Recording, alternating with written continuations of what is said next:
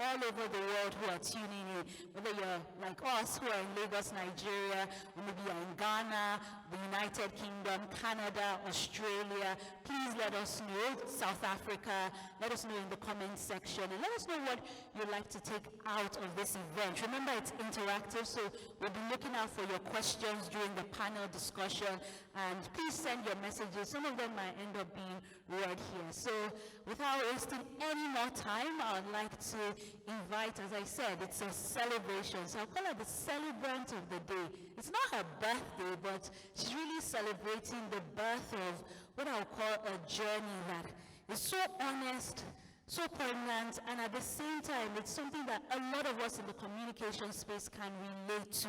Sometimes you just feel clueless, like, what do I do? The pandemic just happened. How do I keep up with all my communications commitments? What do I do? I'm just starting a new job. So here in Nigeria, we have a saying, the Oga at the top, but she is the Madame at the top. But if you want to be official, she's the Chief Communications Consultant at the Comms Avenue, which is our family, and we're growing to 500 members very soon. If you haven't joined the Comms Avenue, now is a good time. In fact, halfway through, you'll see reasons why to join the Comms Avenue. And she wears so many hats. She's really interested in women who are in transition. She describes herself as a woman in transition. She's also involved in different forms of communications, whether it's capacity building, mentoring, consulting for high network individuals, people in the C-suite. When it comes to communication, you know that Adejo Injaisi literally breeds that. And what is even more important to her than communication is Abba, her father, who is her everything, her God, her life commitment to Jesus Christ. That is so important. You can't know Adejo without knowing her commitment to God. So please, if your hands are not too busy taking pictures, posting on social media, please let's all applaud her in the room. That applause is too small. Woo! And virtually, I want to see all the clapping emoticons. Just give us clapping, clapping, dancing. Keep going. Let's get the energy. Woo! Are you okay with that applause? I should make them now have the mic so I can just be getting them to clap and clap. So thank you. Thank you again, everyone. Welcome. Good afternoon. I'm so grateful that all of you are here, and to everyone joining online. And I really hope that this is insightful, exciting as well, and you learn a few things from my journey, because that's what From Clueless to Success really is. It's just my journey so far as a communications professional, which I have shared. Like somebody said, I foresee a sequel, and I'm like, yeah, most likely there will be, when I cannot say. So thank you again for being here. Thank you for taking the time out to log in online. For those that have read the book, your feedback and comments have been really very interesting to read. And yeah, please send me your questions. I will take them later and talk about them. So thank you so much.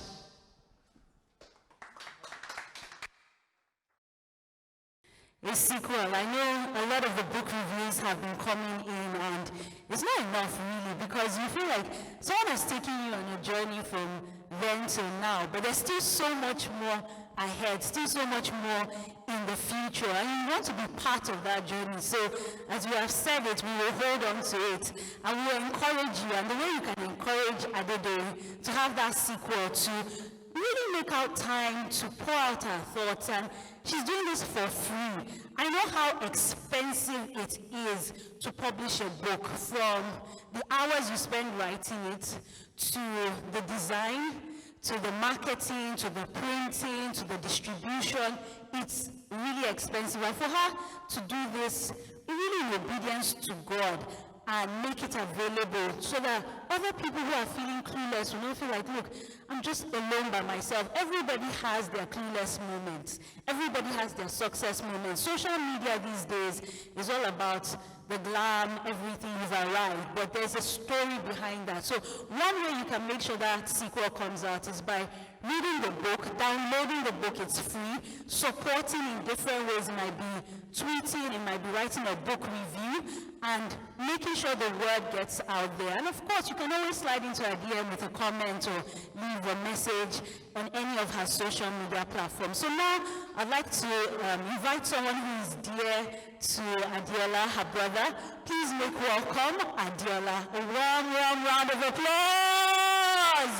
Hey, I will not drop this mic. Oh. Let the energy connect with them at home. Good afternoon, everyone. My name is Adiola Jaisimi. So, without revealing too much, because I know that there's still going to be lots of conversations about the book, but a lot of chapters that you've read, if you've read the book, I was somewhere annoying during her hard times or during the good times, because that's my role as a junior brother, to annoy her. But one thing I would say is, despite everything she's written in the book, especially for the part where she wrote that she's clueless, or she was clueless, she was helping me in my own journey and such, and that's how much of a selfless person she is, despite everything she was going through, despite her challenges, she was, or she still is, my own work and my own solid foundation, a lot of things I've accomplished today is because I had her by my side, Again, without revealing too much, there was a portion in the book where she wrote about, how our parents were very strict when it came to certain things, Her ability to be strong and be firm gave me my own, my own foundation to build myself. Without her, I really don't know where I would be, honestly. I've had a lot of trouble. I'm sure you can guess I'm the black sheep of my family. But thanks to her, she was able to help me navigate. So I'm looking forward to her sharing her life with you today, basically with this book, and I thank you guys all for coming here. So, yeah. So please, if you're just joining us, a big thank you.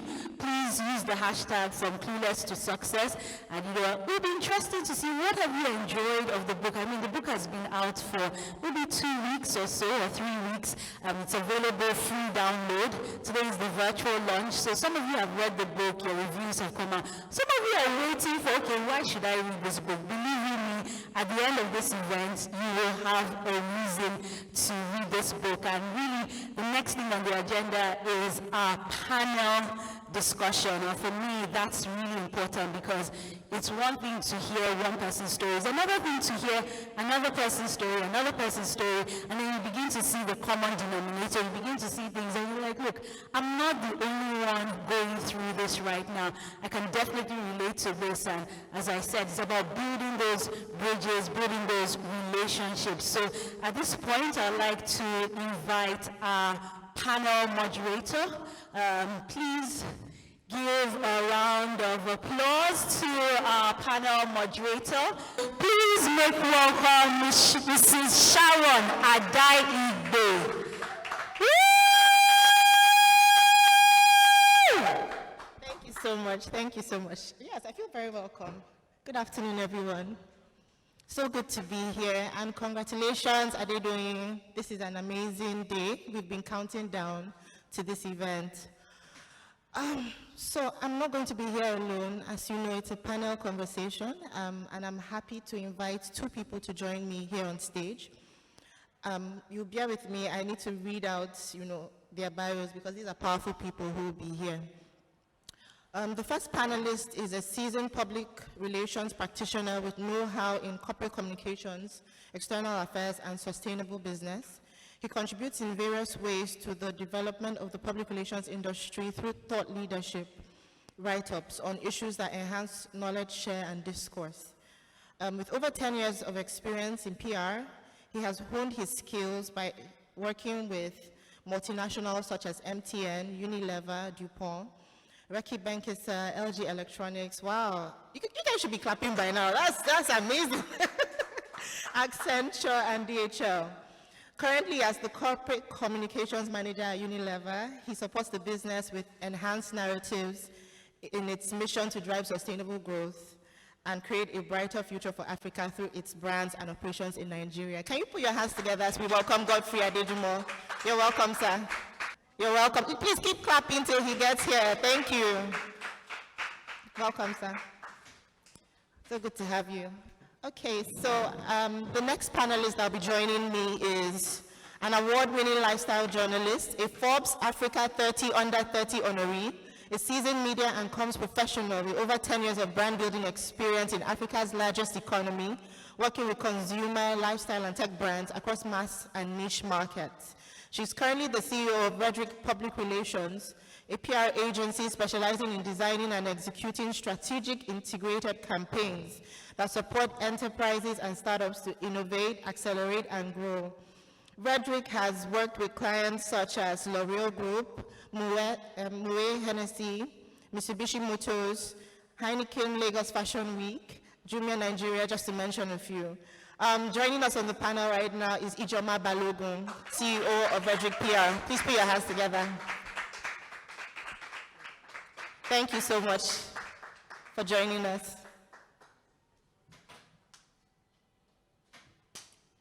Good afternoon, ma'am. Good afternoon, sir. So good to have you on our panel today as we discuss moving from clueless to success.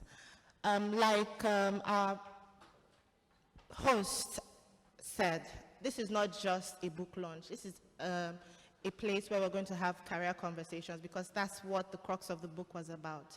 And both of you are seasoned professionals in your own right. So I want to find out from you, where did this all begin for you? How did your journey into communication start? Ladies first.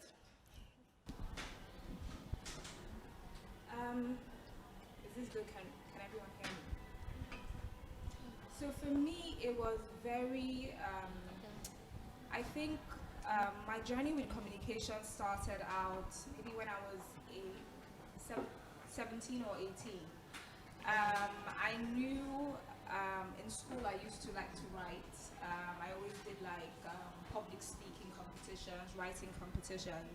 And I remember at a certain point my mom said, you know, when I was thinking about what to do for university, she said, I think you should do communications, right? You seem to like writing, I think it would be a good path for you. And I said, okay, sure, that sounds great. I read up on it and I was like, okay, fine. Then there was a certain point when I was done with A-levels and I was going to university, I took a gap year. And I'm the type of person that likes to be busy. I always have to have something doing. And in my gap year, because I had done A-levels, I had my results, I already knew where I was going to after my gap year. So I was like, okay, let me do something. And in that period, I think the blog sphere was new. It was very like exciting. I think then there was like Bella Niger as a blog. So I started up a blog. I started a blog. It was like a fashion blog. I started writing on the blog. And then when Bella Niger was becoming, going from a blog to a website, I started working with them, and I was their first style editor there. And I was the one who sort of grew the team, because when I started, we were like a team of 3 or 4. Went to university, studied communications, came back to Nigeria with the plan to work in a communications company and then maybe see where things go.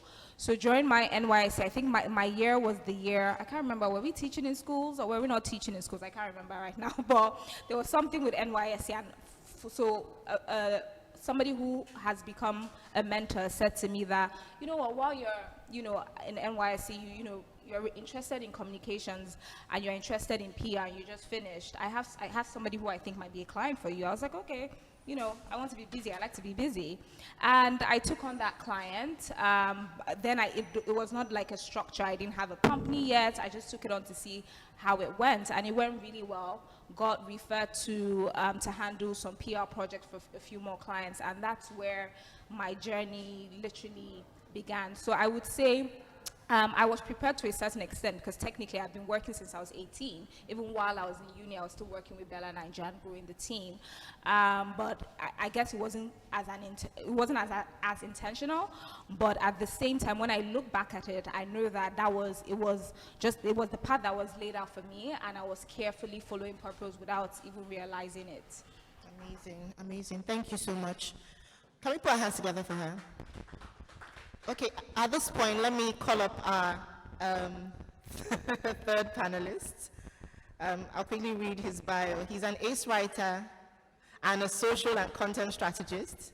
He's a CXL Institute certified growth marketer and a Cannes Lion certified storyteller with over 8 years of work experience. Currently, he works as a freelance B2B copywriter at Pointed Copywriting, where he leads content marketing efforts and a couple of B2B brands. He also volunteers as a facilitator at Afara's Leadership Center and is studying a diploma in social and content strategy at Miami Art School. So if you're a member of the Comms Avenue, you already know who this is. He's one of our most revered members. Please put your hands together for Dozier Ayebunam. So, Mr. Godfrey, over to you. Good evening, everyone. Can you hear me? Okay, thank you so much for sharing your story, and thanks for the acts. I'll be honest to say that I think Doyin wrote my story. Wow. Because I'm sure that even as I speak now, I still think I'm clueless. Yeah, I know, right? Because there's a lot ahead, and there's very little that is being done. So here's my story, born and bred by 2 teachers, principal, headmistress, typical village setting, never been out of the village. So the only jobs that exist in my head are teaching jobs. So even going to school, what to study, maybe at best, because some disciplines are very popular, which is doctor, lawyer, engineering. So anything outside of that, you are not likely going to be a successful person. In fact, the community will not acknowledge that you are going to school. So, but I found out that that was a huge delay for a lot of people. So people finish secondary school, they don't have one particular paper. And so the next 4 or 5 years, like a joke, they are still at home. And eventually, they stay at home and that becomes their story. That was my typical kind of setting. And so at a very tender age, I told myself, anything that is very uncommon, that is not popular, that will be my interest. So automatically, anything that was medicine, law, engineering, political science, I was not interested. I was just interested, what was that thing that people don't know? And cut long story short, I found myself in philosophy. Interestingly, I just wrote this JAM. I didn't make it to 200 cutoff mark. So my result was good. My dad took it to some guy who is late now. And the guy said, this boy is too young to be in the village. Otherwise, he would join them to impregnate girls. And so take him out of the village. So I found myself in diploma in law, but I was very sad. But my grades were very good. I think I was among top 20 out of a population of over 2,000. So everybody was saying, you make a good lawyer. But within me, I was struggling, this is not where I am. This is not who I want to be. And so here comes a guy who was very proud to be a law student, undergraduate. And he said, I saw your name somewhere. And your name is in one of those useless courses that nobody ever studies. And lo and behold, I now remember that I chose philosophy in my JAM form. And my name came out in the 3rd supplementary list, meaning my classmate had resumed and all of that. Cut long story short, I got there. I was on my own. Someone came and said, can you become Secretary General of our student association? In my head, you don't understand. I came from a village. I need to get a certificate because it's a life-saving for me. Without the certificate, I'm going to go back to the village and the rest, we all know why it turns out. So in my head, this is it. But the guy said, no, you will make a good leader. Long story short, I was secretary, I was president of the department. But I found out that engagement among students was very poor. So even when we complain of our leaders today, the truth is if you give a lot of us positions, we're more terrible than the leaders that are there today. So people took for granted the need to talk to fellow students. People are extremely clueless. Don't forget that philosophy is very abstract. What do you do with philosophy as a philosophy graduate? You're not going to work in a law court. You're not going to find a job. So people come there very confused, not knowing what to do. I think in my set that we were 38, only 2 of us chose philosophy. The rest of the people, they were purely accidental students. So when I became a leader, I took it upon myself to go to class, even the classes that were senior to me, to let them know that we are here for a reason. What that reason is, I don't know. But don't feel inferior. So I was very proud as a philosophy student, and I was going class to class. In one of those times that I was posting banners on the walls to tell students, we're doing this, we're doing that, there is a guy, and to be honest, today I'm still looking for him because he gave me the career I have today. His name is Justin. You know those boys that came from Lagos and we came from the village, there's a difference because those guys are now enlightened, they're exposed. So just to me, Godfrey, have you heard of public relations? I said, no. I continued my job. He said, come in. He said, go and read about it. He said, you will make a good public relations person. I discarded it. Fast forward to youth service, Telsin, another Lagos boy who was coming to school, University of Benin. We met him. He was in English, I was in philosophy, so all of us were in Faculty of Arts. So Telsin said, Godfrey, how far? What do you want to do now? I said, and I remember what Justin told me 3 years ago. I said, if I say anything in public relations, I will do it. And Telsin said, I have a job for you. Let's go and meet Auntie Alero, that she will give you a job. She runs a consultancy. Fast forward, the only time I ever left my place of primary assignment was February 13th, 2012. No, 2006. To come to Cubit's Fair, Fantasyland, that place in Ikoyi. We went to meet Auntie Alero in the middle of the night. She was preparing for a program with two, Wumi and Tunde, for the Valentine's Day, which was 14. And so Tessie said, Auntie Alero, this is Godfrey, the friend I told you about. He wants to do public relations. Auntie Alero said, go and finish service, you're disturbing me, come back. And that was how I started my journey in public relations. Thank you.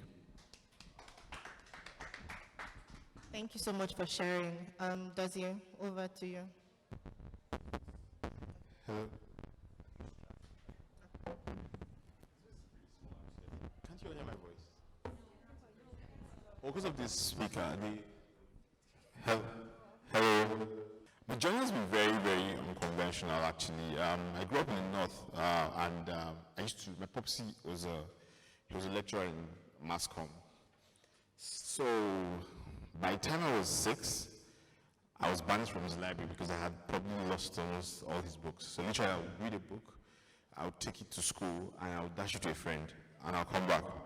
So, but I think what happened was that, so by the time I was 7, 8, I had read a lot of books. So like literally, I had read books on Mao, the guy, I was having conversations with him and his friends, and they would be like, what's this your son all about? But the problem was literally every single time I read the book, I'll take it to school and I'll say to a friend, I think you should read this book. And I wouldn't collect it back. If you ask me, who did you, I didn't know. And so then at that point, I now started writing stories. I had this little book where I would just write out what I was imagining. So I used to call it my book of short stories. I still remember, those old A4s that are hardcover and all that. So I used to write, I filled it up. And then Popsy retired and we had to move down to, Popsy moved to the east, that stayed with him for a bit. I lost the book. And I lost the book and I think I lost myself at that point in time. And, I can understand what he was saying, what Godfrey was saying about how at some point, I don't know where it's happening now, and I really hope it doesn't happen to the younger ones who are coming up now. But at some point, like every parent and everybody around you just literally had, law, you had to do engineering, or you would do medicine, and probably pole science. But pole science had this thing, like you didn't understand what it was. And so Momsy was like, God was so she was like, you have to do medicine.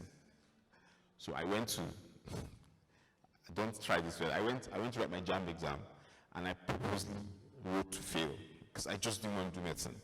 So I wrote to fail, I scored, I think there used to be like 260, 270, so I scored like 210. So I got into microbiology. That was the most horrible 4 years of my life. When I was done with that, I took the certificate and went to her, I said, so I'm done with this one, now I want to do what I want to do. So I went to do an MBA, and then at the MBA, they were asking me at the career office, like, what do you want to do with your life? And I said, I just want to tell stories. Like that's what I want to do. I just want to tell stories. I don't know what it's called. They call it marketing, but I know that what I want to do is just tell stories. And literally, that's what I've been doing most of my life, just telling stories. I've worked across various roles. I mean, like, I was talking about this some days ago that, like, I've literally worked, I've worked in comms, I've worked in content marketing, I currently copyright. I've worked in big companies, but I know that one thing that stayed with me all through is that I just need to just tell stories. That's what I love to do. So if you were to ask me what I'm doing right now, I'll just say I'm a storyteller, basically. I know that answers the question. Please put your hands together for Dizzy. Thank you so much for sharing. So how many of us have read the book? Adedoyin's book? Okay, fair number, great. So I'm going to be asking questions based on, the stories or the experiences she shared in the book. Now, somewhere in the book, she talked about, at the start of the book, not knowing what she wanted to really do. And I find that with a lot of us creative people, there's always that lack of clarity. Sometimes you're good at so many things and you're not just sure what they all mean. So how did the dots begin to connect for you? How did the dots begin to connect for you? So who wants to go first? You've been appointed. How did the dots begin to connect? So very early, I knew I wanted to do communications. I studied global communications and integrated marketing communications, so I was very precise. But did I really know how that would pan out? Not exactly. So when I came back and I set up my PR firm, I was doing a lot of like fashion PR because my background was since I was 18, I was writing, I was a fashion journalist, so it just seemed like, let me do communications and combine fashion. I think for me, the dots started connecting more in the sense of, not necessarily, do I want to do communications, because I knew I wanted to do communications, but what aspect of communications do I want to do? Where do I really want to, focus on? And I think I got there gradually, right? From, working, having experiences with, I was really young. I started my company when I was 22, I think, just straight out of university. I really didn't know what I was doing. You know what I mean? So I was really young, but like in going through working with clients, I started to figure out, okay, I don't really want to do this. One thing that really sort of contributed to the light bulb in my head was, while I loved fashion, the fashion industry was not yet as developed, as structured as it was globally, where PR was kind of, needed a compulsory element of their brand. Here, you're a PR person, it was like, okay, what are you doing? You know what I mean? Do I need you? So for me, it was, okay, this space I'm in right now, they don't necessarily, it's not yet at that stage where they need someone like me. So where can I sort of plant my feet? And that's where I think the dots started connecting for me. First, we started working with a lot of like startups, startup companies across different brands, and then I elevated to start working with like tech companies, more consumer brands, more luxury brands. So for me, I think, to be honest, like Mr. Godfrey said, like, sometimes you still feel clueless. So I feel I'm still connecting the dots along the way, but I feel I now know that, okay, this is the path where I want to play, working with consumer, lifestyle, and tech brands. So for me, it was in the process of the journey and my experiences, it brought me closer to, the type of brands I wanted to work with. Even when we work with small businesses, there are sort of certain things we look out for. There's certain things I look out for to say, okay, I want to work with you. So I think my journey and my experiences led me to where I am now, but I can't say there's one particular sort of like aha moment. Nah, absolutely not. I wish there was, but no. Let me just take it from Gemma's last statement. I do not think there was this big moment of saying, this is it. the only thing I'll probably say is that, again, thanks to my parents, there's always this 7 p.m. listening to state news, 9 p.m. listening to national news, and lots of my siblings, 6 of us, were not interested, but I was. And in the time of Obasanjo was when I really became knowledgeable enough to understand, okay, what is this news about? And I saw Tony Okupe, who was his chief spokesperson. I found out that there was a lot of dexterity, a lot of confidence in the way he used his position to communicate government's policies with clarity, with proper explanation. There was no this attack, as it were. And so that inspired me, like, okay, Godfrey, maybe someday you will just become that guy who supports global leaders to help them communicate their policies and all that. And the moment I started working with Mrs. Alero, I realized that that was the path. And let me say, and go back to Donnie on the book, to say, thank you for being vulnerable, because what Donnie did is what the Western world has used to leapfrog the level of development, because there's a linkage between theory and practice. Everything you see the Western world has become today, people theorized it and people documented it. And so when people get into a position of leadership, they make reference to those documents to say, if this is what this person did, therefore let's do this and get that. So I want to thank Donnie for being very vulnerable, because one of the most vulnerable moments for me that people are not proud to say is when, in the course of having gotten the clarity of this is what I want to become, guess what? I cannot start telling you the errors. Sometimes I ask myself, why exactly are you still on this job? Like, why don't your boss just come and say, F, like, excuse me, sorry for that, but like, get out. Because let me tell you one of the errors that I made. I took an Okada on 3rd Mainland Bridge to go deliver a banner to a client who was having an annual AGM. I was late. The event had ended when I got there. This banner that you see there, thank God it's got digital. Then it has to be this.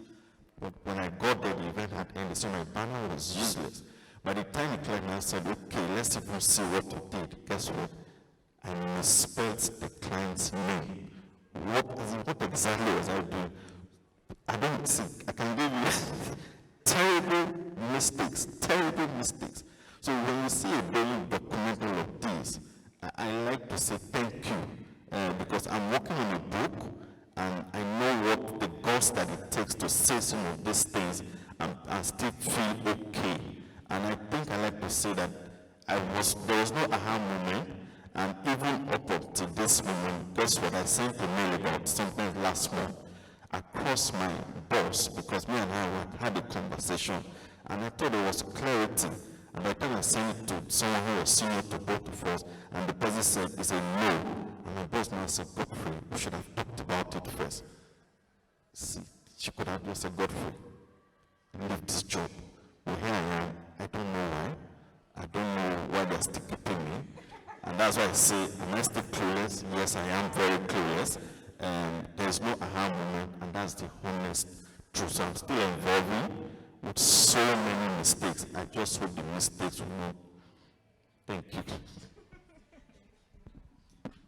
You know, the thing about talking last is that,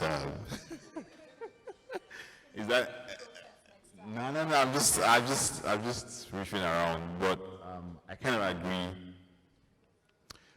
I think career or just finding your life journey is a journey till the day you leave Earth. Like, you're literally on that journey and you're just finding yourself. Well, that's how I see myself. And what I just say is that I have what I call heuristics that I use to decide what I'm going to do. So, like, for example, one thing I always say to myself is that I self-audit my worst days, like, very aggressively, because I feel like your base is your worst days. Most times we get caught up in the best days. So we say on X day, this is what I did. But you know, that's you're in flow at that point in time. So for me, that's just how I used to say to myself that, so today I was really bad today. What did I do wrong? and what lessons I can take from that. And I just use that to just kind of just move myself forward. But like, I mean, I completely agree with everybody here. Like, there's no, I don't know if I ever had a moment. I've just been, I call myself, actually, I've been bumbling along. Sometimes people look at my CV and say, shit, you've done this. Sorry my French. I swear a lot, and I apologize. I'll probably do it again, though. So people look at my CV and be like, you've done X, you've done Y, you've done this. And I'm like, honestly, all I know is that I just get up in the morning and say to myself, today, you're going to show up, do your best. At the end of the day, you go to bed and rest. Because honestly, like, I agree, it's writing a book, I'm trying to write one, I'm not sure I'm going to write it. But, yeah, because it's hard. I mean, it's like sharing a part of yourself. Yeah, but people, there's no aha moment. You just need to get up every day and show up. I firmly believe that 10,000 hour thing they say, I firmly believe it's true. I mean, like, okay, so I used to write when I was a kid, no doubt. And then 3 years ago, someone said, you should start writing again. I didn't write anything for probably like 20-something years or 30 years maybe. And someone said, you need to start writing again. And I said, okay, you know what, I'll just open a Medium account. I started writing again. And someone said, you can write. Why don't you try and pitch for a job? And, I was saying to a friend yesterday that I literally grew my writing in freelance side hustle in 2 years by like over 500%. And she was like, how do you? I said, honestly, the only thing I know I did was that every single day I would ask my editor, what did I do wrong? And the feedback that would come sometimes, you see like, what the hell did you, what were you thinking when you wrote this? And you feel bad inside. But the point is that still that's something about, so that's the worst I can go. And once you learn that that's the worst you can go, you just don't go back there anymore. But if you don't audit that part, so if you look at, you know what, you have a piece that is top on the top 5 of Google, you're like, oh yeah, that's you, no doubt. But if you really want to keep on growing, you need to find your work. So for me, my worst days are my best days. That's illustration. Thank you. Thank you so much. Okay, so I have one more question to ask, but I think I should take a question from the audience. So does anyone have a question to ask? While you guys are still thinking, I'll just go ahead and ask my question, and this will be my final question. So what's the one career tip that you would say has changed everything for you? If I was to ask you the one career tip you run your career by, what would you say that tip is? We'll start. No.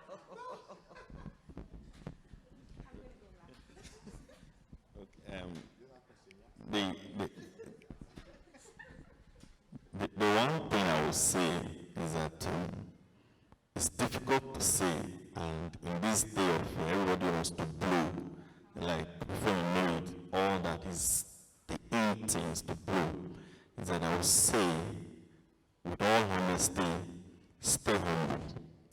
Because I have found out that the best of people, you see the seat that you are seated on, the position that you occupy today, there is some guy who is lost in the world, and if only that guy is discovered, or the lady is discovered, you are doing nothing. So never think that you are that super guy that without you, nothing can happen. Just stay humble. I don't know how to explain it. You see all those things they read on the profile.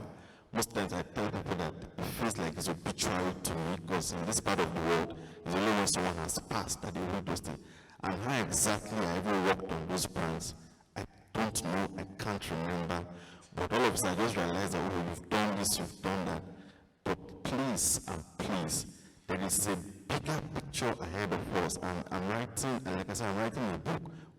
What I do is I publish articles periodically to address issues. You are lucky, you studied comms, and me, I'm an accidental practitioner. That is the truth.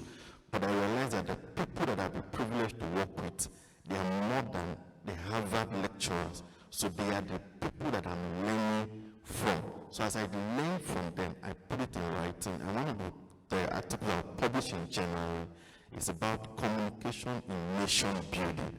A classic example is the guy who is exiting the position of the White House in the US is because of communication issue. The guy before him, the reason why after so many flaws he's still regarded as a great guy, the guy before him, the Bill Clinton scandal, if I mention Bill Clinton, you don't remember that there was a global scandal that could have impeached him. But communication rose up and polished him. And today, you mention Bill Clinton, what comes to your head is the positive, the positive, the positive. There is a science to it. And to get that science of what communication can do, beginning from the four of us, the two of us, the home, the society, it is humility. Just stay humble, understand that you are nothing but just someone who is privileged to be there. Use it well, because again, you do not have all the time. By the time you exit, if you were the lazy type, there will be a question of what exactly did this person do. There is no time. Stay humble, learn, play your part, and keep going.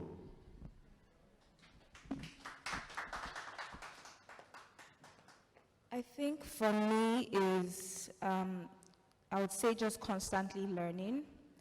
I always say that, for me, I never feel like, oh, I've arrived, or, oh, I'm there yet. Every day is an opportunity to grow. Every day is an opportunity to learn. And, and you can learn from everybody, right? I learn from my team. I learn from people I interact with. I learn from my clients. I learn from my mistakes. Every opportunity, investing in learning and improving yourself and being a better version of yourself. And also just focus, being able to drown out the noise, because especially for people within my generation, there is Instagram. You're constantly bombarded with, oh, this is what this person is doing, oh, this is what that person is doing, and you're then thinking to yourself, what am I doing with my life? But I've just realized that, all that is just noise.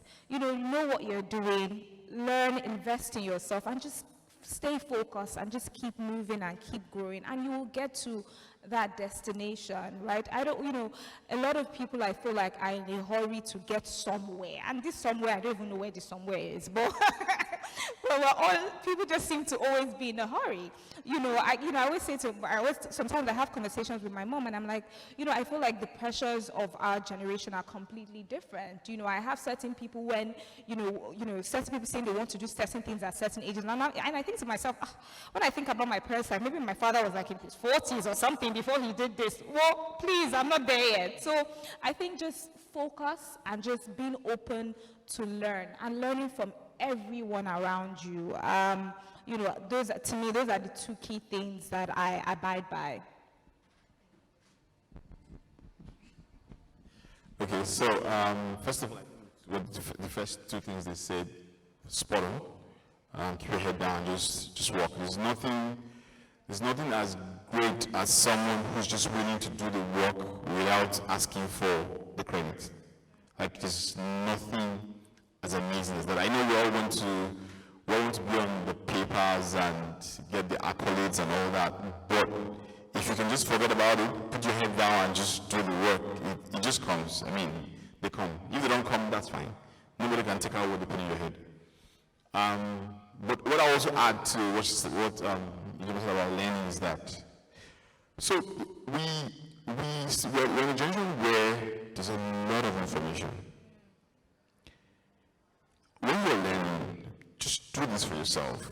Please ensure you learn skills that you can put to use almost immediately. Because what starts to happen to you is that you accumulate a lot of knowledge that you're not using, and then you assume you know it, and then you've not done it in a while. Then someone calls you and says, let's do this. Now you can probably talk game. You can talk a good game, that's fine. But when it comes to doing it, there's theory and there's practical. So you need to quickly, and I'm saying that because I made that mistake at the point in my life where I learned some things, and then after a while I'm like, why do I have the certificate? I did some hopscotch sets that time and I thought I was going to do something, I used it again, and then now I don't know what's in that place. I probably will go back and read one of the slides and I'll talk the game, but when it comes to the real thing itself, and much slower, and the person who you're working with expecting that you can do that and just move very fast. You know, and then it leads to the last point, and which is why I really respect Adedoyin a lot. So I feel like we have a rare opportunity in our lives as young, and this is like, I think it's something the world should start doing. We don't share enough.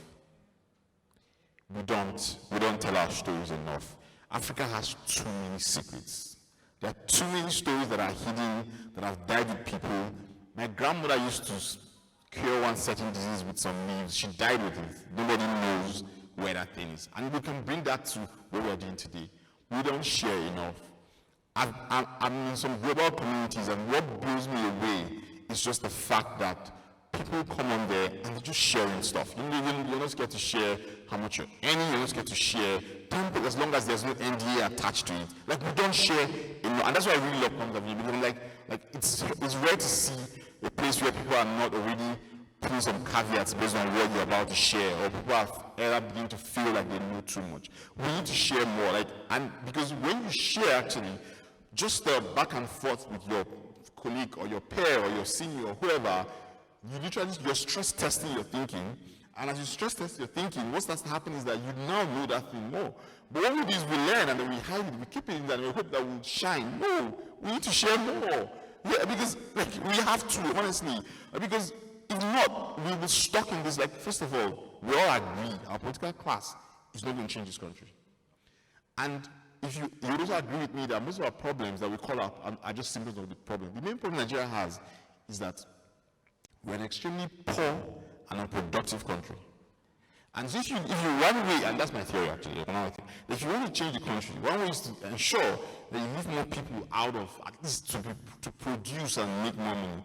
Whether it be in Nigeria here, whether it be as a freelancer, but that the point is that people are earning more money. Then we can probably make better decisions. So honestly, we need to learn how to share, because one, you learn more better, and two, that you build, when you share, when you raise the people around you, you yourself, you kind of just go up. Thank you. A round of applause for the panelists, please. Thank you so much for your time. I believe we'll take a picture before you go back to your seats. Thank you.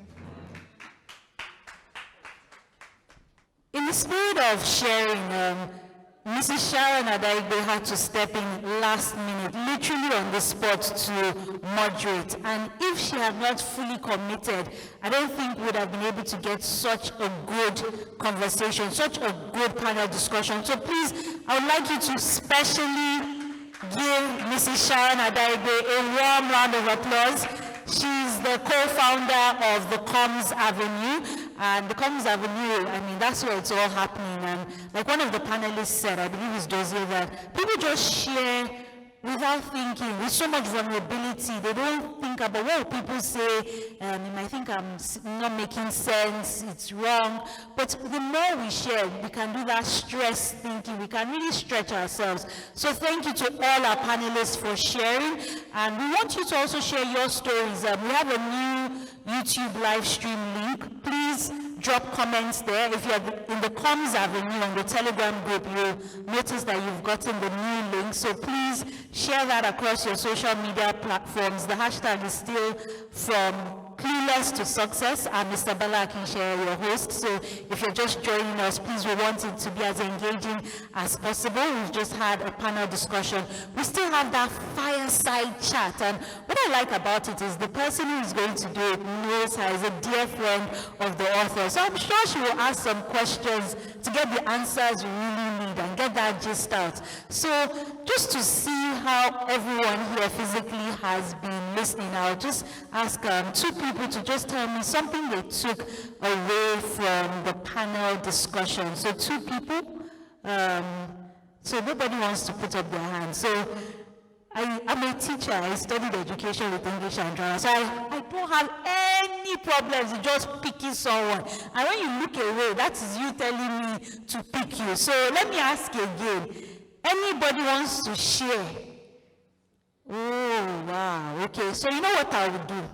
I'm that teacher. I'm going to ask 3 people to share. So just stand up and then you can face the camera. Okay. Okay. Okay.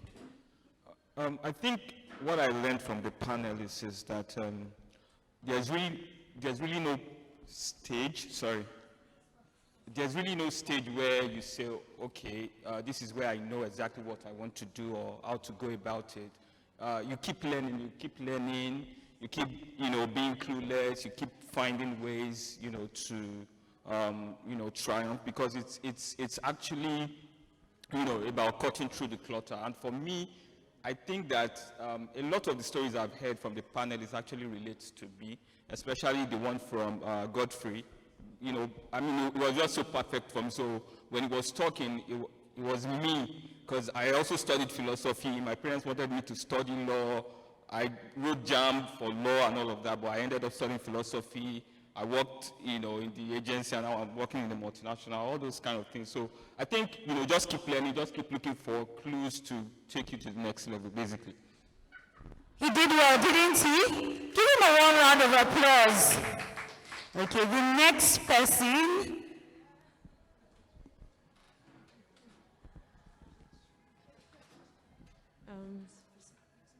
Okay, so what I picked up was, I think, something that I don't know his name, but he said that, he just wakes up and keeps going. He's not looking back to, not really putting pressure on yourself, but giving your best to every day and everything that you do.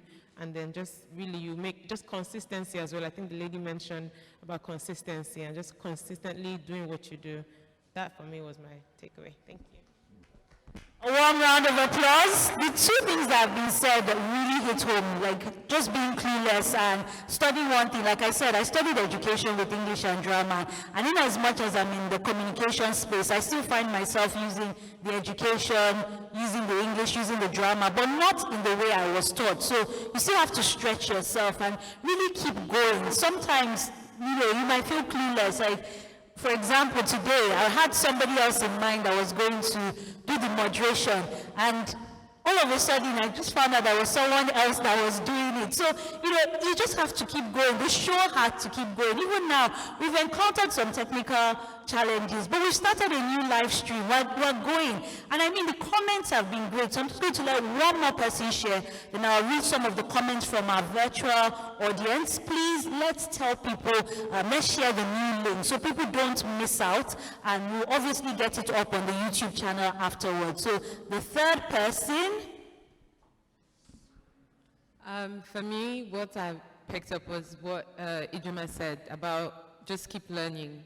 You've never finished. You have to just continue. You have to get better and better and better. You can't just get better one time. There's that viral meme about some guy saying you can't get better one time. You have to step up, to step up, to step up. And that's just it for me. You just have to keep going, keep learning, and stay humble. Yeah, doing well. Even before I say give her a warm round of applause, you're already doing it. Please give her a warm round of applause. I loved the last line, stay humble, because sometimes you think you've reached, you've arrived, but as you're arriving at one peak, the peak is going higher. The summit it keeps increasing. So you have to stay humble. Now look, even though people say I've arrived, I've not yet arrived. I can always be a better version of myself. I can get better at my career. I can stretch myself. So everything is good. Everyone here has been paying attention, especially in this generation where we're always pressing our phones. So it's good to see. Virtual audience, I'm getting to you. I also want to know your thoughts, and please let's also have your questions. I'm just going to read a few comments and then we'll move to the fireside chat.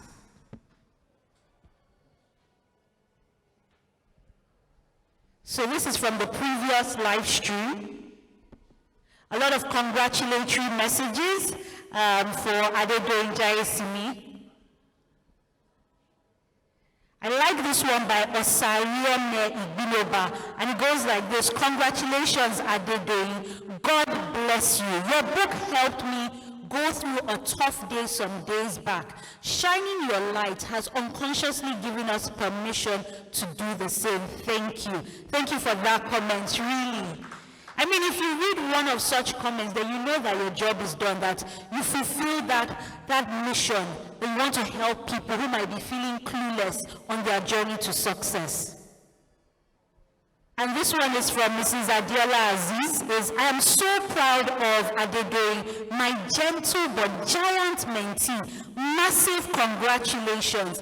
I feel like I have a party at the moment. My ghost wise writer, today is indeed your day, and it is indeed Adedoyin's day. Please let's give her a warm round of applause. She's been working very hard behind the scenes, even though she's looking extremely beautiful today, but trust me, she's still working, and I mean, thank you so much. We'll still hear from her.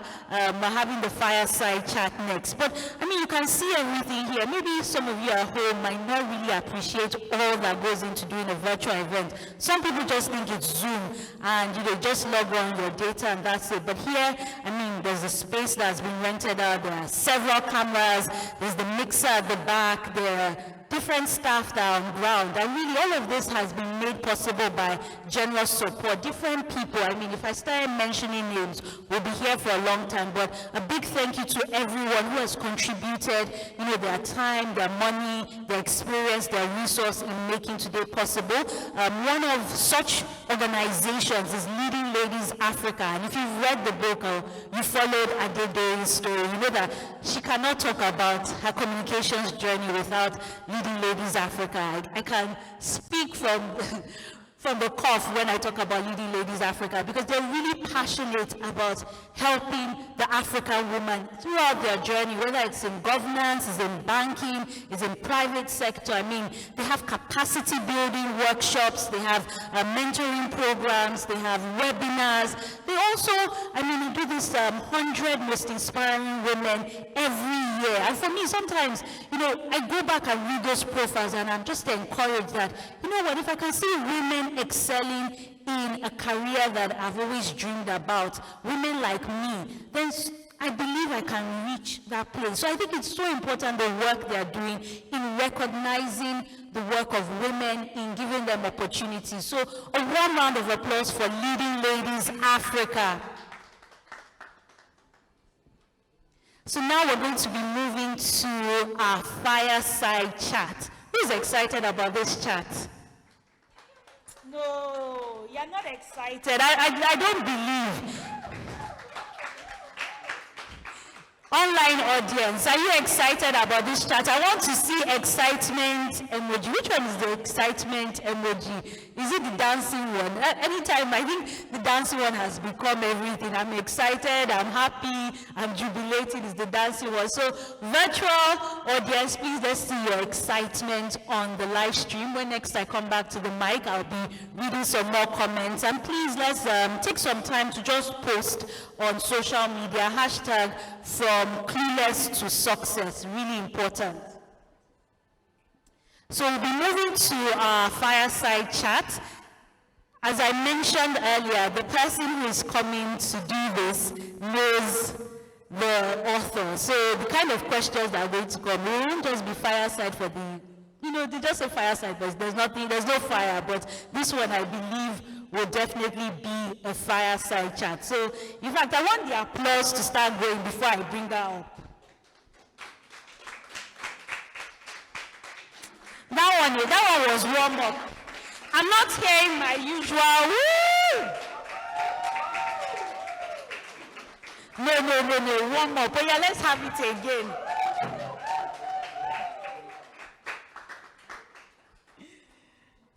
You say this MC, she has really made us work our hands today, but really it's important. I mean, people have made time out to be here. They've really sacrificed. I mean, we could all be doing something, preparing for the week ahead. So once they're up here, please let's give them our full attention. Let's warmly encourage them. It's not easy coming up on stage, especially when you're not a professional. So trust me, the applause really helps. So please let's make welcome Oduola Oshunleye.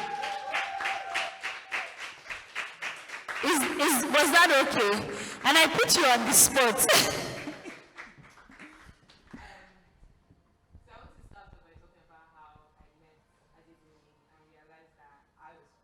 Please, I hope I'm not going to cry in this episode.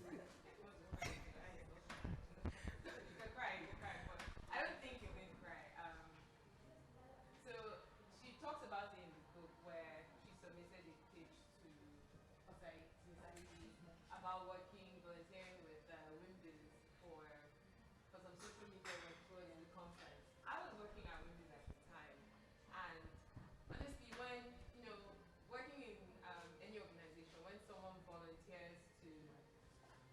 when someone volunteers to do something, I took it as a, oh, you're not doing enough. When they're like, oh, we're going to bring in this person, she's going to do this, she's going to do that, and I was like, what am I doing wrong? I didn't want to meet Ade doing.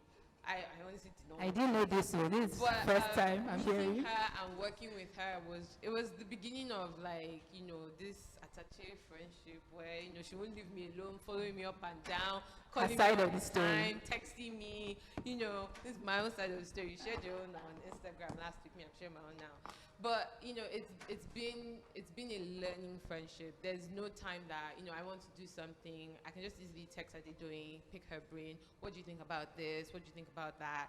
And vice versa. And it's a big lesson. Reading the book, you learn that you never ever will know everything. Every single day you do something and you conquer that chapter. But while you're going through it, you really did not have all of the experience, all of the knowledge that you needed. It's going through. So what you know today, you're going to know more tomorrow, but it's less than what you knew yesterday. And when you realize that we're all clueless in every single thing. We're all clueless at life, at work, relationships. And accepting that will really help you grow, because it's when you accept that you know nothing is when you now open yourself up to learn. So that being said, thank you.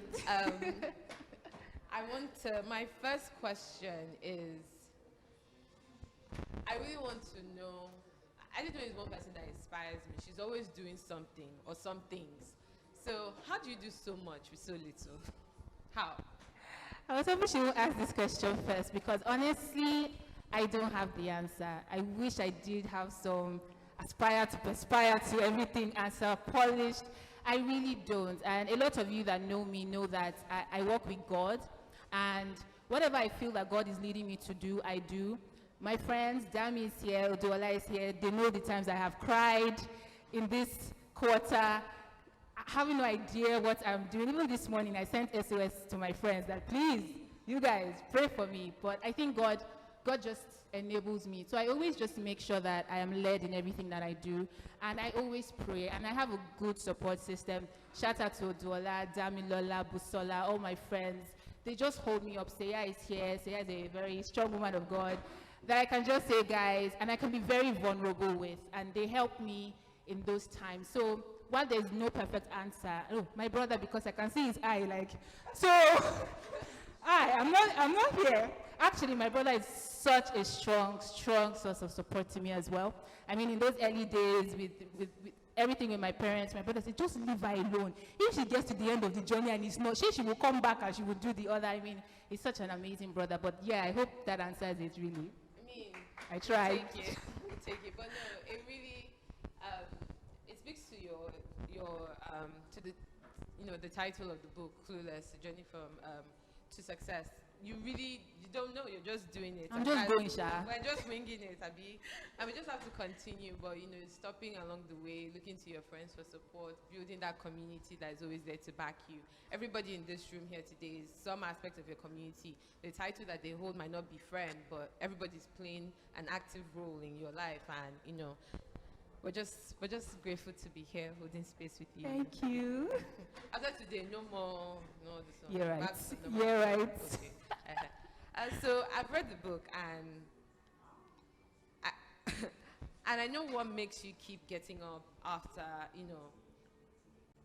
it seemed like reading the book and, knowing you, it was two separate things, because someone that doesn't know you won't easily understand, like, after this setback, why did you get back up? Like, why not just hang the towel? Why not just go back into paid employment? What made you keep going every single time after every, setback or defeat, or, holding a dog with malaria, petting the dog? Okay, so in the beginning for me, like I said, I came back from uni.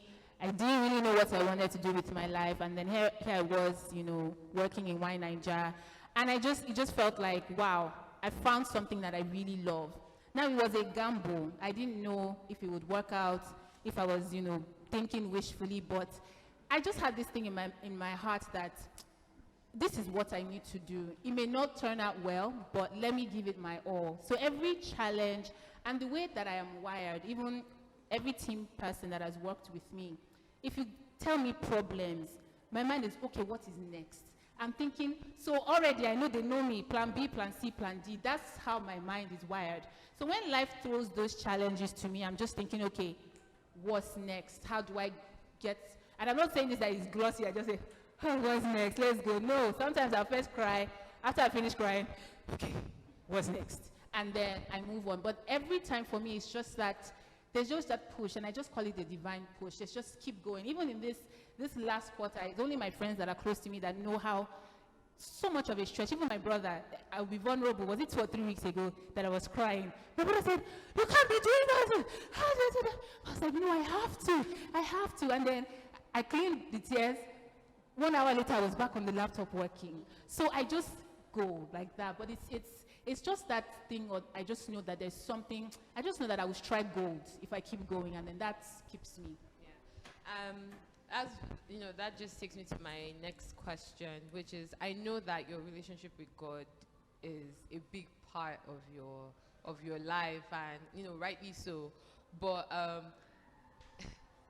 to some that don't have a relationship with God, and just even some people that have a relationship with God, it might be hard to understand how how you just make that conscious commitment to blend the two, your relationship with God and your career, and when God says no, it's no. When He says stop, you stop. Like, how has that been?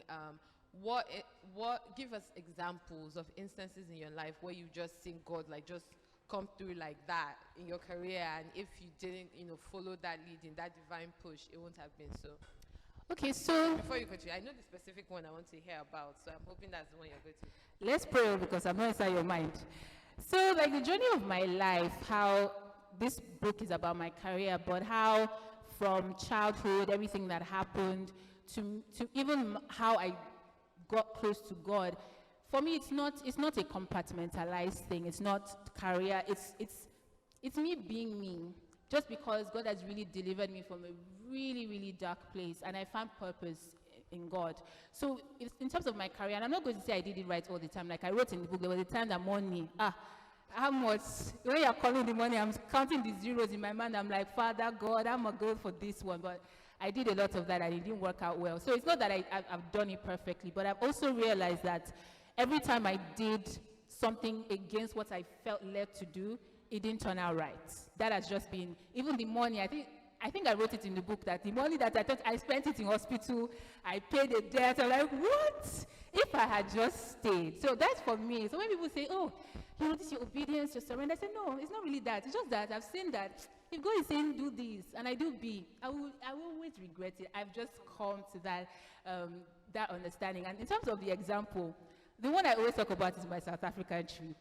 That one was, so me, first of all, going to Dubai that year in 2018, Francesca, shout out to Francesca, another strong source of support.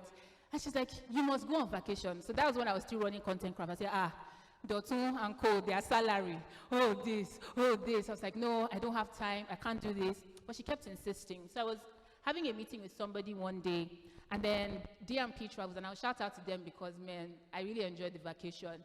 And then I saw this solo package for 400K in my mind. I said, I would just call for 400K. I'm an Ijebu woman, and for those of you that are not Nigerians, we're very prudent. That's the word. We are very prudent. So I was like, just like this, I would draw 400,000. I was start calculating it. So the guy, comes in and we're talking, and then I don't know why we start talking about vacation. I say, my friend has really been saying, go for vacation. I said, look at this trip now, 400, just like that. And then he just started preaching to me about the importance of traveling. I said, you know what? Take 100,000 naira. I'm going to support this your trip. Okay, that's not bad. And then I paid for it, and it was all ready. So during the book launch, when I saw Mosun, and Mosun I met through Wimbiz, and she moved on to African Philanthropy Forum, and I was still with her. And when she came in, I was just like, Mosun, I hope that this year, and I was just joking because my Dubai trip was already booked and literally 2 weeks away. I was like, oh no, we're not traveling. I said, fine. And then she calls me literally 10 days to the thing, and then you can now go to South Africa. I'm already thinking, all the things I've heard about SC, somebody will now impound my passport. I would lose South Africa, lose Dubai. The money that I've been saving, I will lose it. My brain could not, I couldn't marry the two together. So the Friday, so let's say this is Friday, my trip was not like next weekend. I was with Francesca, and then Mosu calls and says, you can go to the embassy on Monday. Ha. I said, embassy on Monday? How are we going to do this? So it literally meant that I just had 1 week to do my visa and get it back. And all the stories I've heard, even the travel agent, Bolanle, man, you can't do it. You don't have appointments. You can't go. It's not possible. You can't walk. So then there was Uber. I couldn't get an Uber. So I was just walking. I first branch, I have to feed my tummy. So I went to Mega Plaza, got some Chinese, and I was just walking. Father Lord, what do I do? What do I do? And I just got to the junction, and I see the Diamond Bank. Honestly, it was a push. Just do it. And I went, got that, all the stories in the world, got it. Went there on Monday, told all the stories, drama. Oh, appointment. Oh, please, sir. This, I got it. And then the visa was out on Wednesday, and it was just like, whoa. I'm not saying you should go and try it too. I don't know. But that's how it happened for me. And I've seen things like that when I just feel led to just go and do this thing. And I go for it and I do it. It's not that I'm not scared. It's not that there was a risk. And I was praying. As I was even, let me not lie, as I was dropping the passport, I said, Father God, this passport, I'm getting it back on Friday at the very latest. I didn't even care if they denied me. I just needed to go to Dubai on Saturday. So that's an example. Wow, that was the example I was looking for. So thank you for sharing about South Africa. You mentioned Mosun. I know Mosun very well as well. We worked together at Wimbiz. And earlier on, they read a comment from Auntie Ade, Mrs. Aziz. How have you managed to build and maintain relationships, one, and keep, not burn bridges when you go from one organization to the other, two, and three, manage personalities. Because it's personalities. When I read about the dog with malaria, I wanted to enter the book and slap the dog, slap the owner of the dog, and maybe push you, not slap you, but push you, because couldn't be me, Sha. I don't know if anybody else will treat a dog or attend to a dog with malaria. Couldn't be me, not the one or the two. But yes, please. I didn't even write about how I quit that particular. It was very dramatic. It was a photo shoot. And I guess that's why photo shoot these days. I'm just like, because they show me Pepe in this Lagos. And I'm not mention the name because I don't want anybody to sue me. That day, Sunday, and where we do the photo shoots, the photographer always says, call me when the celebrity is here, because he knows these people. So we had been there, hours, hair and makeup, and then this person just comes in, looks around, and then goes out. And next thing, I'm getting a call. I said, how dare you keep this person waiting? Go to that shouting. I said, who? This person I said, you know what, guys? Here's where I end it. I'm done. It's over. I've put and my house literally was like 5 minutes away from the studio. Everything you need. And I walked out of that shoot. First time I've ever doing such a thing, but I was just like, done. So it is an interesting thing. And I haven't been very great with relationships. I'm going to be very honest with that. Even my team members, when I was running Content Craft, when they start getting too emotional, I'm like, I don't do this. I don't speak straight. What's the issue? And then some of my corporate clients as well, when it started becoming, oh, you don't check up on me, I travel. I'm like, but if you need something, ma, I'm here. Why am I calling you? So I had to learn a lot of these things that, okay, check up, be there on the birthday. I don't like parties. I'm an introvert. So if it's your birthday, happy birthday, ma. Why am I coming to a gathering? So it's been me learning. I haven't been very deliberate. There are relationships that I could have done better at nurturing. There's some I've just walked away. So in terms of the jobs, the transitions, the one that I know that I did really, I would not say really well, but it was better, was when I was working in Victor Adeyemi Ministries. And I told him that I wanted to go and set up, and I wanted him to be okay with it. If he said no, I would have actually stayed. And he said it was fine. And that was the one that I knew that, okay, I made an effort to. And maybe because he's my pastor, maybe that's why I did it like that. I don't know. But it's something I'm still working at. I'm not very, I don't call people every day. So, Ojuola, I don't call you every day. Damola, I don't call you. It's not me. But I'm learning to just be there when it matters to them, know what's important to them, listen. And when you listen, you have an undertone of, okay, this thing is important to this person. Mosun, for example, It's not a person you will call every day, right? But you know, she values your presence. When she invites you for a Christmas hangout or something, try it. I mean, she doesn't do it every time, so I would always try to go. So try to say, okay, what's important to this person? And I'm just learning. I miss it a lot of times, but I'm still learning. So what I'm hearing is just understanding the person Yeah. and knowing what's important to them. And But I should add that you need to put boundaries. Because there are some people, 1 a.m., you're in Japan, how's this my problem? We're in Nigeria, please 1 a.m.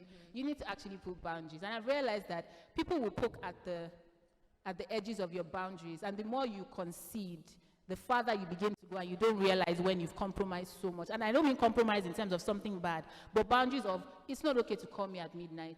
And even my staff, I always tell them, or the people that work with me, we don't respond to me because I have brainwaves in the middle of the night. So even if I send you something, you don't feel the need to respond to me. I'm just doing it because I know in the morning I would have forgotten. But you need to also set boundaries in this relationship, especially when it's like male, female. But we leave it at that. so, has, setting boundaries, because, we live in a very male-focused society where men feel, everything is their right. So they have a right to your time. They have a right to everything. If you can think of it, they can, so they feel entitled. So has your need to set boundaries, which is very, very important, has it ever, caused you to miss out on some client or a relationship or an opportunity, and how did you handle that situation? Yes, there have been a few that, obviously, because you have to be firm in what you stand for, otherwise anything goes. And because I don't place money as my goal, I've worked, in fact, if I just say, how can you walk away? You just, if you mess any small thing, is it how much balance? Keep it. If it's money, I can easily walk away. So there have been opportunities that I have missed out on, or not being, and it's not even because they were inappropriate. It's just, why are you telling me to leave my house on the mainland, to come to the island, to speak to you for 5 minutes, and I will go back because of, whatever it is. So I just feel like those things help me to learn. But there have been opportunities. There have been times I politely say no. There have been people angry. They'll cuss at you. Wish them well, and I try not to let anything stick to my heart, because life is a lot. So I can't be mulling over, this man, this woman, this, but what I try to do for every relationship or anything that happens is, what could I have done better? In as much as I'm saying, set boundaries, do this, could I have handled this better? What could I have done differently? And I take the lessons and I move on. Absolutely. Thank you for that. So I want to take you back a little bit.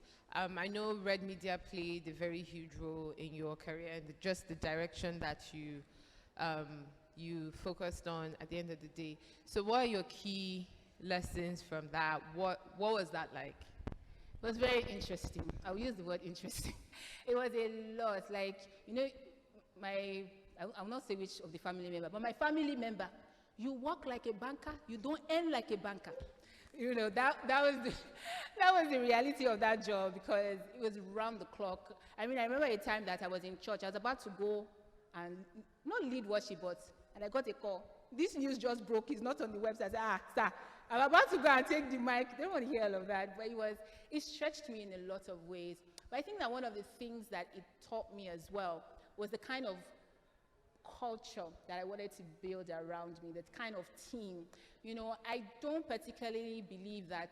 So I don't know. I don't think life is hard. This one that we always struggle, and a lot of organizations have office politics, but I don't see the need. I feel like we are collaborating to achieve the same goal. If you make a mistake, you make a mistake, but not that, Size Oduwala was the one that messed up. That thing used to just, it was just very interesting. So it made me very deliberate when I was running Content Craft to let them know that you guys are a team. Look out for each other. And even after, it's still one of my proudest moments, that even after I've shut it down, they're still gisting like sisters. They're still friends. And that was, you don't come and tell me another person's gist. I don't want to hear it. I didn't want to foster that kind of culture.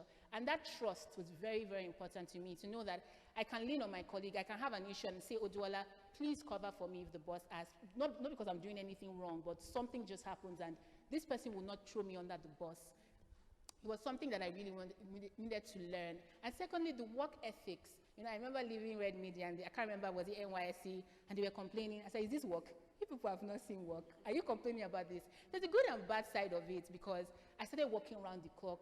I didn't have boundaries. My brother would tell you, 2 a.m., my mom would say, you're pressing laptop. So I also needed to, have I really stopped that, did you?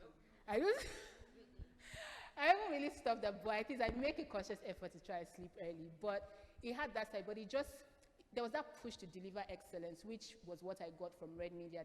Give it your best. Don't, you know, we always get, you are giving excuses. Those times where, when we had the internet dongle. So, there were a lot of challenges, but everything you say, excuses, excuses. So, if you like, use your blood for internet. So, that made me think beyond the excuses. So, it was very good. It made me see what to do better and what not to do, and that was a really good foundation. That's very, very, very important, because I always call you, I think it was in May, when I started calling you Adedoyin Daniel. And it's now on my Instagram. My brother said, why is Daniel on your IG? Are you entering into the lion's den? I think we were in a prayer watch or something. And okay, extra story. But there's that spirit of excellence. Like Adedoyin is someone that no matter what it is she's doing, and she does a lot, she just wants to do it well and do it excellently well. Like it's always a case of, so how can we do this? How can we do that? And it's something you have now, kind of giving backstory to what really helped ingrain that spirit of excellence in you. So, I mean, my next question is not really a serious question, but I really need the answer. Oh, God. So Fresh or Hallmark, you have to only pick one. Hey! This is hard. My God. This is hard. If you look at my brother's face, is like, this guy is a goner. Or Hallmark. I'll pick Hallmark. Hallmark has been there for me. Hallmark has been there for me. In fact, you called me yesterday. Was I watching Hallmark? Yeah, so I'll pick Hallmark. And if you don't know Hallmark, please, they show the very, very nice Christmas movies. They're very cheesy, but they're very lovely Christmas movies. I don't know what Adedoyin. Because Adedoyin it's either she's eating from So Fresh or waiting to eat from So Fresh, or she's watching Hallmark movie.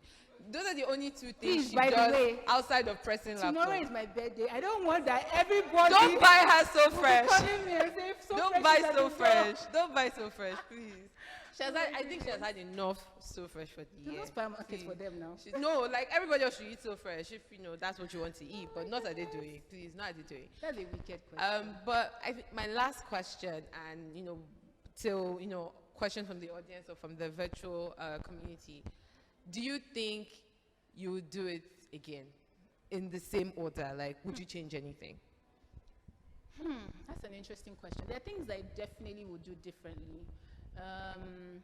So yeah, maybe not in the same order, but I wouldn't wish away the painful moments or the challenges, because everything has brought me to where I am now. I think the things I would have done differently, be more deliberate about relationships, and just really carrying people along in terms of friendships. So even my close friends now are friends that I've made in the last 5 years. There are a lot of friendships that I thought, I shouldn't really have just left this person. But everything is always a key lesson point. So honestly, only a few things, but I'll do it again. Sorry, I lied. I have one more question. So the boundaries you've had to set, in your professional career, where you were saying, it was always work, work, work, with Red Media and wherever you had, a 9 to 5, were they the same boundaries as an entrepreneur? Yeah, it's kind of linked, but the difference, being an entrepreneur, everything stops, They're calling you for everything, especially when you work with this. Ma, something happened, and they're just so emotional. Like, what is wrong with these people? And like, calm down.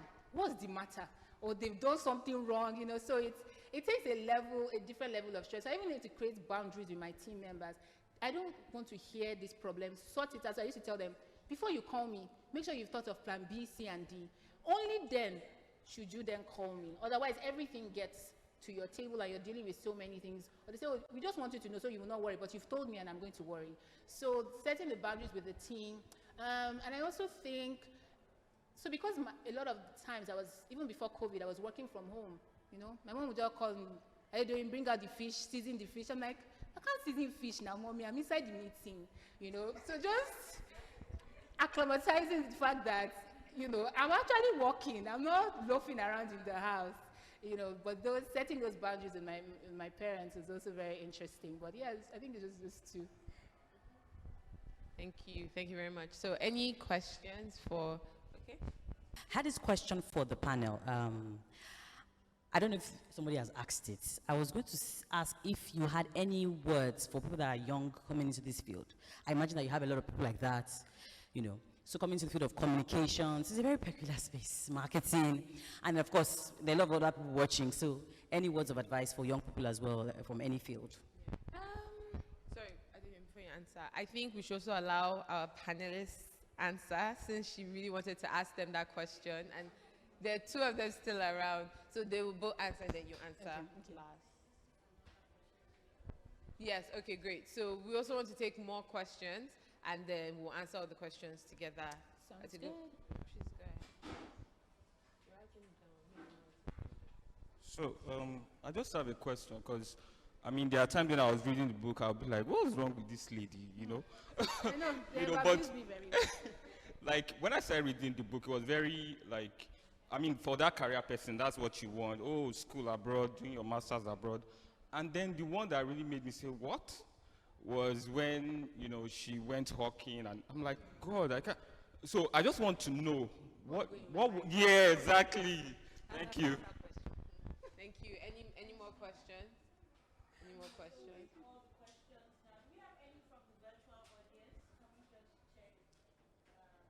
Can I start answering the puzzle? Yes. Thank you. Yes. Okay. So, like I said before, my mind, when there's an issue, it's thinking of solutions, whether it makes sense or it doesn't make sense, it's impossible or it's not impossible. When you enter, the way Red Media was that time, you enter, there's the store, and then my office was there. Every time they will open that store, I will see stacks and stacks. And that magazine, I sweated, deeper, chasing up contributors, photo shoots, and the cover, we will have cancelled it like 3 or 4 times, though, the final one that you will see, the drama that will happen, getting then post, copy editing, sitting with the designer page by page, then somebody will tell me that you're gonna just stack it. I was like, no, this is not where this thing is going to end. And that was literally the motivation for me, because I couldn't have put in that much work every single edition, and it's just there and nobody's trying. So I had heard the official, oh, there's a system to distribution in Nigeria, this is this, okay, but every time I go on the road, that time we had Complete Fashion was #1, I never see this magazine. So I started befriending the vendors. How far? You don't hear of this magazine before? He said, no, never. So I said, okay, these agents, where are they actually taking these magazines to? So what do? You're meant to distribute to the guys on the road. I see these guys on the road, I speak to them, because sometimes when I was in the bus, as they come like this, I said, these people, they are human beings. So 2 plus 2 in my mind were like, carry a few boxes, walk around, give it to them, let's see what, and so that was what was on my mind. And I started with Anthony on that bridge, because we lived in Anthony, and that guy, God, even after I left Red Media, sister, you know they say magazine again, you've not brought new edition. Every single time that man saw me, I was like, Jesus, Jesus. But because I will always beg him that, so I just went, when I went to the island, it's not now that I know the island, I didn't know the island. The bus dropped me at, I think on Oniru side, I was just walking. As I spot vendor like this, my target market. I go, I talk to them, and for that particular edition, I saw the magazine. Obviously, it's not sustainable, but at least I proved a point to myself that there's an official system, but clearly it's not working. If I had the time, honestly, if I stayed in that role, I would have cracked a distribution model. That's just how I work. Something must change to achieve my outcome, and that something needed me to go, although they not told me to work in magazine, but I felt so fulfilled that I did it, and I have no regrets whatsoever. It didn't bring direct, I'm not earning commission per se, but it was just, I have put work in this thing. People must read it. You must at least see that it exists, and then that was just it, yeah. So I was not mad. Yeah. I mean, she was essentially just proving that she's not mad, because madness is doing the same thing over and over and trying to get a different result. So she just wanted something to work. She wanted something different. She wanted, and that, you know, that's something about, if I were your boss, I would look and I'll see, okay, so she's actually, I won't want you to continue to be on the road because that's a liability for me, but it's like, oh, she really wants a result. And I'll look at, it will help me frame the way I'm going to engage you for something. If I have a problem, I'm going to come to meet you to see, because you're thinking outside the box. You're looking at different ways to solve a problem that are not, you know, your typical ways of solving a problem in an office, because nobody's going to say, oh, this annual report did not move, everybody gets on, go on the road. And you know what you're saying, and I'm going to really give a big shout to Reverend Victor Adeyemi, because he allowed me to experiment. If somebody, I was just doing trial and error on his page, I would just be there. This page is not moving, what can we do? I will just create something, he will come. I see that we have posted YouTube. So I'm testing something, A/B testing, sir. And it works, and I continue. It doesn't work, but I get his, okay, do you like this? But he allowed me to really explore different crazy ideas. A lot of them worked, a lot of them did not work, but that gave me the freedom to do that. So I just wanted to add that to what she said. And honestly, that is what communications and marketing is. There's no formula for success. Like, you try, it succeeds, you try, it fails, you learn.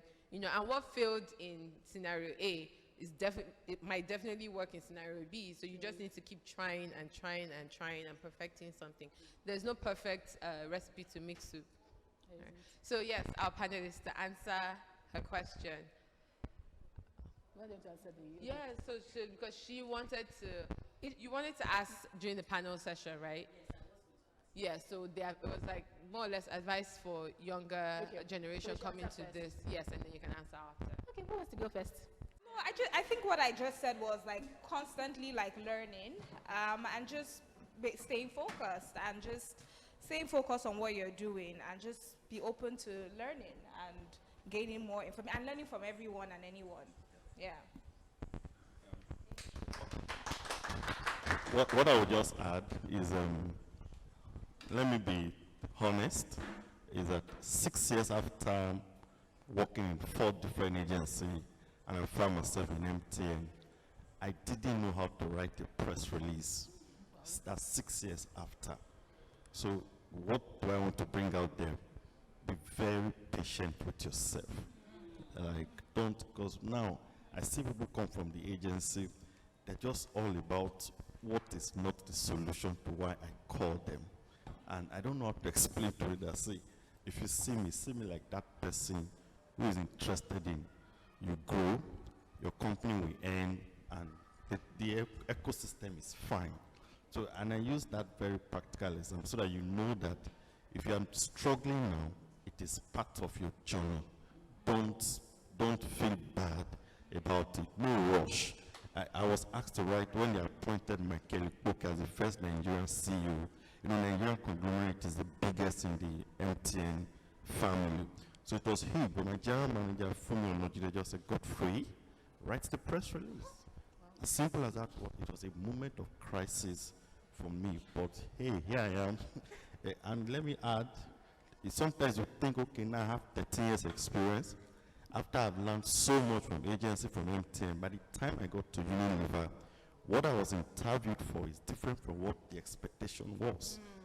This is the 3rd year, and I want to tell you the honest truth.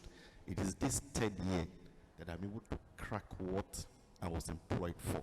And that's why I was telling you people that why exactly they keep me on the job, I don't know.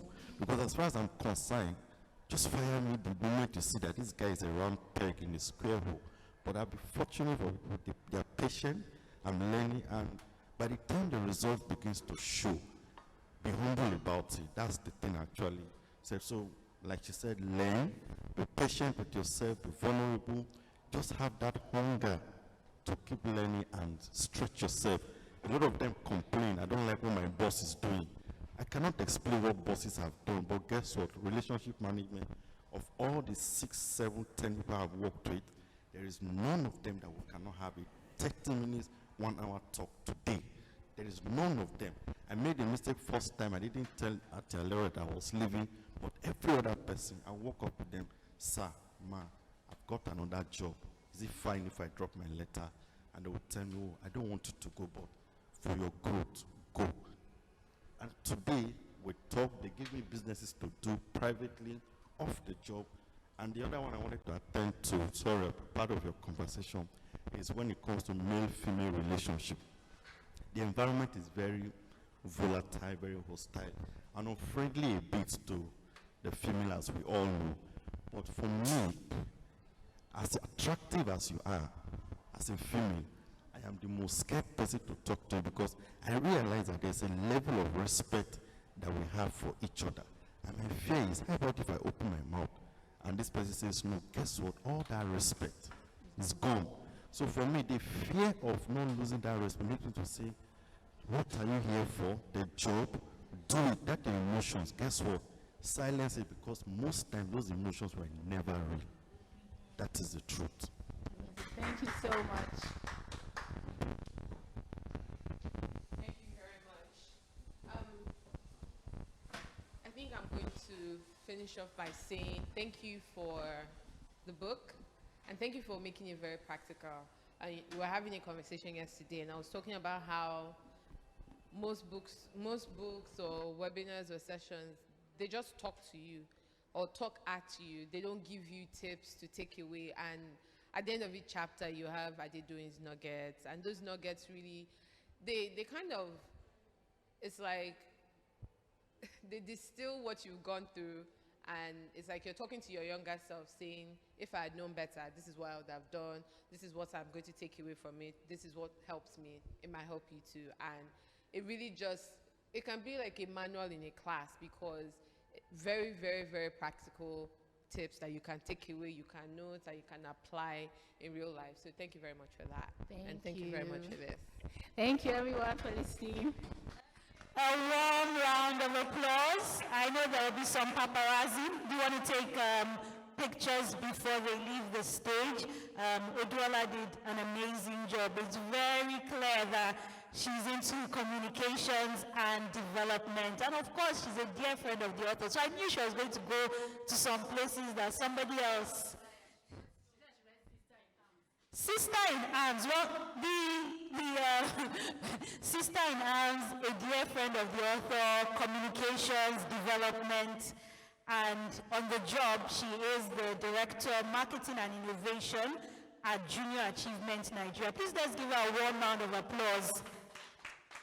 I don't know, it's hard to choose which has been my favorite, whether it's the panel discussion, which was full of so many nuggets, or the fireside chat, but I've really enjoyed today. And please let us know what you've enjoyed. On social media, I've been telling all of you, please post on social media, hashtag from clueless to success. And then I see someone tagging me, and they said, Isabella Kishe doing the Lord's work. So I reposted it. I said, on the Lord's day. And then the Lord was ministering to me, because I said, you know what? Let me really do the Lord's work on the Lord's day. And this particular nugget from Adedoyin's nugget says, how do you deal with that voice in your head that makes you believe you are inadequate? I think we've all been there. We describe it as imposter syndrome. I call it the mental mountain that every professional who wants to accomplish great things must conquer. The moments of doubt will come. They certainly will, and if they didn't come, I'm sure COVID-19 brought so many doubts to us. But you must always remind yourself that 1, you are capable and you are good enough. 2, you're on a beautiful journey of growth. I think something, I've started baking recently. I did a professional patisserie course. And because I'm a creative, I start off with something in my mind, and then I come up with something else. And then I'm like, I'm not going to post. And I'm like, why? Even if it's rubbish to you now, it's not up to your standard, post it. Post it, because one day you will post another one and you will see that growth, that journey. And I think that's what this book does. That sometimes on Instagram we just want to put the best, the best out, the results. But as I said, I'm a teacher. In math, they tell you to show you're working. There's points for showing you're working, and there's points for getting it. And I'm really encouraging everybody. You know what? Let's share more. Let's share our stories of vulnerability, of cluelessness. I remember my first corporate communications job right out of university, and again, what did they ask us to do? Write a press release for a product that hadn't even been launched for, the biggest food company in the world. And I was like, how am I going to write a product that hasn't been launched? I've never seen it before, but I just pushed myself. I said, you know what's the worst that will happen? I'll write the press release, and then they will correct me. They'll say, oh, you did well here, you didn't do well here. And I think it's so important that if we share that journey of growth, we'll encourage people out there. And the last thing here is pay attention to how you speak about yourself and your professional ability. Your words have the power to paint a good or bad picture that can influence how you are perceived by others. So, doing the Lord's work on the Lord's Day is, let's speak words of life, let's speak words of encouragement and positivity. Even when we're feeling like, well, I could have done better, that cake could have come out nicer, or that press release could have been written better, I'm not sure. Let's still speak words of positivity, really important. And I think, if you've now read this book, all the testimonials coming out have been great. Just things that we can all relate, and it's free of charge. So please go and download the book, Ejo, please. Let's not just do all these fancy things, post on social media, and if you don't get a copy of the book, download it, read it, and if you're lucky enough to get a print copy, please read it and share of your experience. So we're almost at the very end. I'm trying to be the accurate timekeeper. If you're in Nigeria, you'll know the whole good afternoon, my co-debaters, accurate panel of judges, distinguished panel of judges, accurate timekeeper, yes, my fellow debaters and my beautiful audience. So that takes you back to secondary school. But I'm trying to be the accurate timekeeper as well as your host. So even if you just go slightly above, please, it's important we appreciate the organizations that have made today possible. Earlier on, I spoke about the contribution of Leading Ladies Africa, not just to this event, but to Adedoyin's life. And you heard her talk about Francesca. And one thing that I love when I read a book is the beginning, the acknowledgements, the thank yous. It's really important to really acknowledge those people. So please, I'm going to open their bios, I'm going to read, and please let us, that clap that you have been reserving till the very end, if you need to stretch your hand, or if you need to maybe take a gulp of water. So when I say, let's warmly appreciate them, you can really do your woo! Do we want to practice? You people think I'm, okay.